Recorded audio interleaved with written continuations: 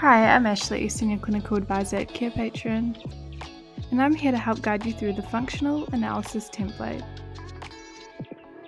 What is a Functional Analysis Template? Functional analysis is an in-depth examination of the causes and consequences of behaviour. This practice enables healthcare professionals to identify the variables influencing problematic behaviours, which is crucial in creating effective interventions.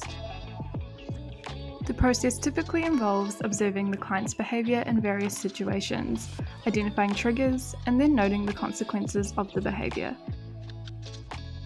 This provides a clearer picture of why certain behaviours occur, helping practitioners tailor their approach to treatment. In addition to its use in mental health settings, functional analysis can also be used in areas of medicine. For example, it can be used to understand why patients may not adhere to treatment plans, such as taking medication regularly or following dietary restrictions. As a result, it is commonly used by psychologists, therapists, and counsellors. Here's how to use a functional analysis template.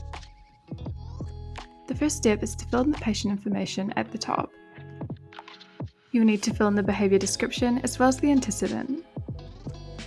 You'll then need to complete consequences, hypothesis, intervention strategy, and progress monitoring sections.